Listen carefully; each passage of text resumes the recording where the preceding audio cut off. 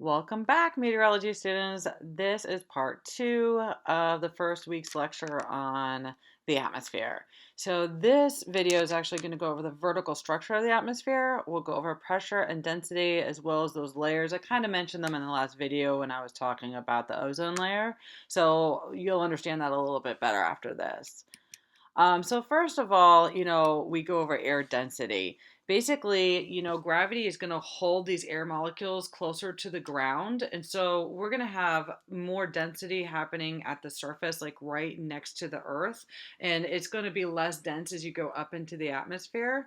Um, let's see. And density is actually considered the mass of the air molecules per volume.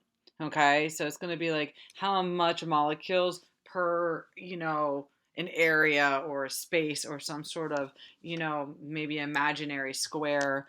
And, it's going to decrease with height.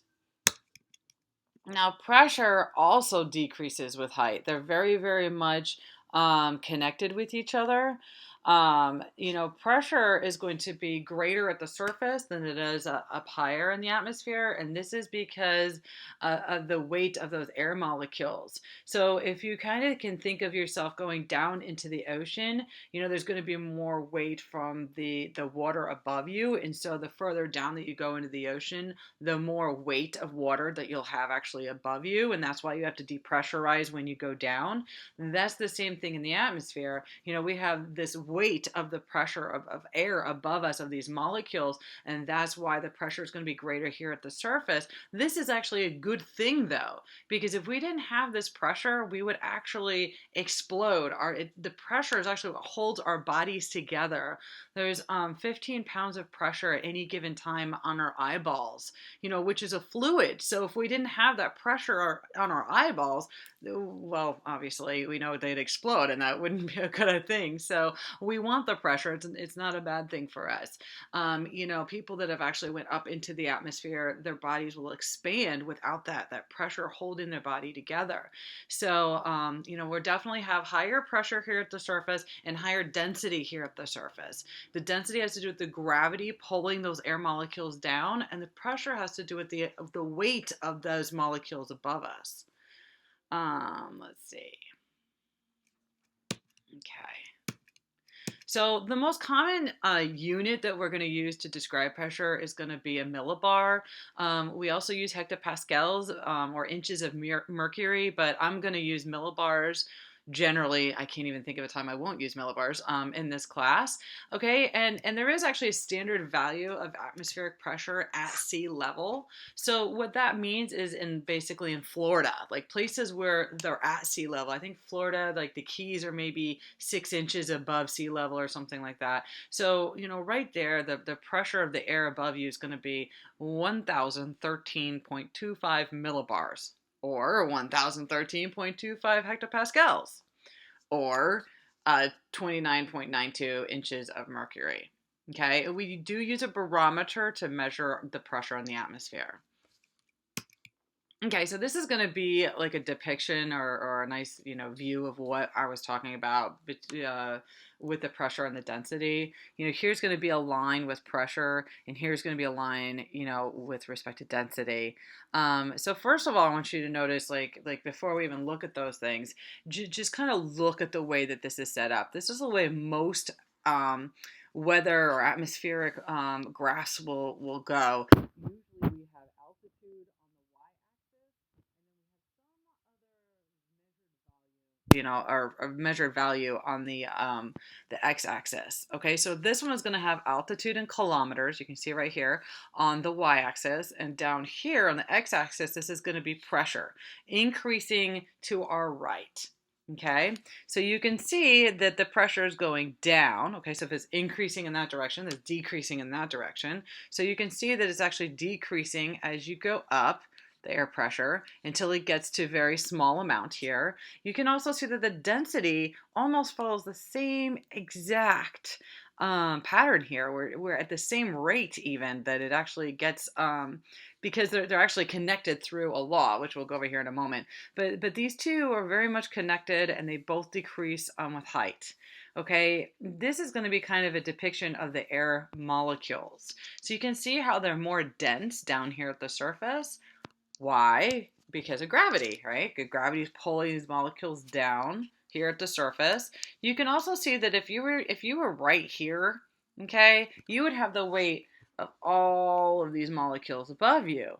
And that's why there's, more pressure down there than if you were like here. If you were here, you only have the weight of just a few molecules above you. And so there isn't actually going to be as much pressure there. So you can kind of see how these molecules have, an effect on the pressure and the density. Okay, so like I said, these are actually related through a law, and that law is called the ideal gas law. Okay, this is going to be P, which is pressure, equals rho. It's a Greek symbol there called rho, which is density. This R is going to be a constant, an ideal gas constant, and T is going to be temperature. Okay, so you can see that, if density goes up, pressure is going to go up. Temperature goes up, pressure is going to go up. You can see how these things are kind of related to each other, through this equation. And you can move it around and solve it for density and do different things with it. Meteorologists, the basics of a lot of the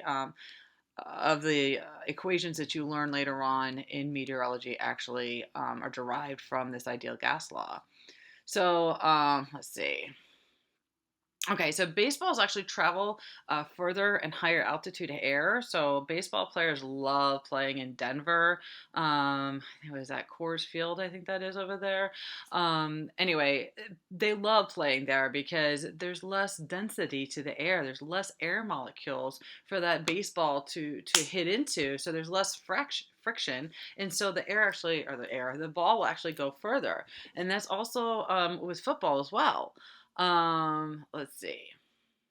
So that's everything. Yeah. Okay. So here, this kind of shows you as well. You're going to see how um, this is altitude again. So this is, going up in the atmosphere on the y-axis. And on the x-axis, you're going to have pressure. So this line is going to show you how the pressure is decreasing, decreasing, decreasing. Okay. Until it gets to almost nothing. Look, like close to like almost zero right there. Okay. You can also see that this is going to be Mount Everest. Okay, so you can kind of see how, where or how high up you're going actually, and where until you get to almost like zero pressure and zero density. Okay, these are our group questions. I talked to you guys about that before. So if you guys want to pause the video here, try to, solve them, you can go ahead and do that. I'm going to move on though. I assume you already paused it. Okay, so this is where we get into layers of the atmosphere. Okay, we have 4 different layers. So these layers are going to be the troposphere. This is where we live. This is at the surface. Okay, we have the stratosphere, the mesosphere, and the thermosphere. The thermosphere does not have like an ending to it or a lid, okay? Remember we were saying that there's no definitive end to, our atmosphere in the beginning of outer space. And that's going to be, where this is here at the end of the thermosphere. Notice again that this is the altitude on this y-axis, okay? So this is, going up in the atmosphere. But instead of it being pressure down here on the x, it's going to be temperature. Okay, so you can see in the troposphere, you're going to get colder and colder and colder, okay, until you hit the stratosphere. The stratosphere is going to get warmer, warmer, warmer. This is as you go up, okay? Mesosphere is going to get colder, colder, colder, and the thermosphere is going to get warmer, warmer, warmer, okay? So it kind of like, I want to say, goes back and forth as you go up. So you'll get colder, and then you'll get warmer, then you get colder, and then you get warmer, and that's the way it goes. The separating I don't know, the name of the thing that separates like the stratosphere and the troposphere is going to be the tropopause. And then the name of the part that separates the stratosphere from the mesosphere is the stratopause. And then obviously this is the mesopause. A couple things that I do want to point out is that all weather happens here in the troposphere. We'll go over that in a minute. Okay. The ozone layer is going to be in the stratosphere. Remember we mentioned that in the ozone section of the last video. Okay. You can see some meteors, and this is going to be the aurora. Our planes, most of our jetliners when we're flying around, we're going to be in the stratosphere. Okay. The other thing I wanted to mention to you is right here. we'll go over that in a minute, but I'll start here because it's a little easier, I think, visually. You can see how it gets warmer when you go up, or warmer with height is usually what we'd say. That is what's referred to as an inversion. Okay, so it's like inverted, it's backwards as to what it should be. Okay, so we get colder in the troposphere, and then we get warmer with height in the stratosphere. Not that you will get warmer with height in the troposphere. You do at night, you get, different fronts that'll come through, things like that. But generally speaking, it's going to get, colder with height in the troposphere, and then warmer will have an inversion in the stratosphere. But how do we actually measure the structure of the atmosphere? We actually measure it by a weather balloon. Okay, this is a picture of a SJSU graduate student. Here he's got the weather balloon. This is one of them. This is not the National Weather Service's weather balloon. Those are larger than this one. They come down just like this though. They have a string. There's helium inside the balloon. You can see, I kind of refer to it as looking like a Chinese takeout box looking thing, and that has all the readings that read the pressure and the temperature. And there's required levels of the atmosphere that it'll actually take readings. So, we know it's going on that way. This is what it returns to us. This is going to be what's called a skew T. You can kind of see how this is going to be on the right here. This would be the temperature line. So you can see at these required places, it actually takes the value, and then it shows us exactly what the temperature is as it's going up. Now, as it goes up, because the pressure is lower as it goes up, that means that the balloon gets bigger and bigger and bigger until eventually it pops. And then the instrument package here falls down to the ground, and it has like a little piece of paper on it or a sign that says, please drop in the mailbox, and, it'll be free mailing to get back to the National Weather Service. They don't get very many back. I think it's like 10% or something. So it's a really small amount, but they do receive some of them back so they can reuse them. Okay, so this is where we kind of go over each layer of the atmosphere separately. The main thing, the main takeaway of the troposphere is this is going to be where almost all weather occurs. Now, it's not going to be like some weather will occur outside the troposphere, but all the weather that we know, that we care about, is going to be in the troposphere. Okay, the troposphere is also well mixed due to rising and sinking motions. We have motions all going all over the place in the troposphere. And so it's not going to be like a layer in the troposphere, that's warmer or like colder. There's not going to be a layer that's going to be different than something else. It's going to be kind of pretty well mixed. The depth from the surface is about 36,000 feet or 7 miles, if that helps you kind of understand how big it is. And it's not as thick like universally all throughout the globe. Okay, it's thicker where it's warmer. Okay, and it's thinner where it's colder. So up at the North Pole, it'll be like more thin, and then around the equators, it'll actually be thicker, and it also fluctuates with seasons. So during the winter, it'll be thinner, and then during the summer, it'll get thicker. We already went over how the air will cool with increasing height. Okay, because the sunlight warms the surface. Okay, and then in turn, the surface warms air above it. So a lot of people think that, the sun is, it is our source of energy and our source of heat, but we're not really warmed from above. We're actually warmed from below. We're actually warmed from the ground, and then the ground then warms the air above it. So kind of cool, kind of interesting, I guess, to me at least, so because, really depends on what's on the ground and how much it absorbs that heat and different things like that. A lot of those things comes into factors as to how warm it'll be and what our climates are like and things like that. Okay, and then we have this concept here, the temperature lapse rate. That's going to be like a definition, or I want to say, can't think of what I would call that, but basically it's going to be the rate at which an air temperature decreases with height. Okay, so lapse rates are kind of like that's the word I was looking for. The term that we use in order to describe like how much the temperature is going to change or go down when we go, the higher that we go up in the atmosphere. Now we do have an average lapse rate, and that average lapse rate is about 6.5 degrees Celsius per 1,000 meters. So, standard units are obviously going to be Celsius and meters, and, us Americans, we use Fahrenheit and feet. So whatever you're used to at this point, you can kind of look at here. But just keep in mind, generally speaking, it's going to be this. It will be different. We'll go over that later on in the semester, how it changes. But generally speaking, it'll be, around that. Okay, so then we have the stratosphere. The depth of this is about 7 to 31 miles.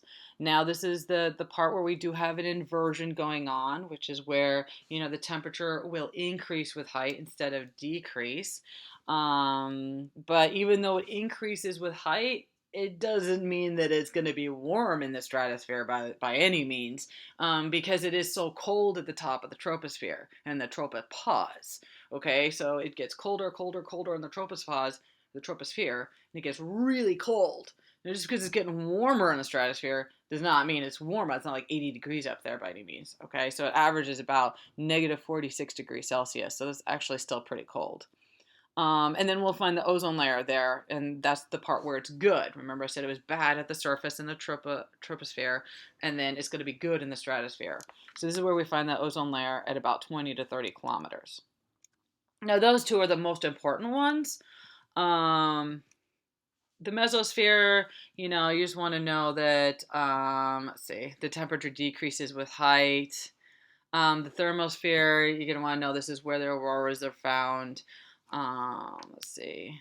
The rest of that is kind of, you can read it, definitely know it if you like, but the other two are going to be the most important ones. And also, please know, the order in which they are, because I can guarantee you that'll be on a test, to understand what the actual structure of, that vertical profile is, and then to know what each layer is. And also if the temperature is increasing or decreasing in that layer.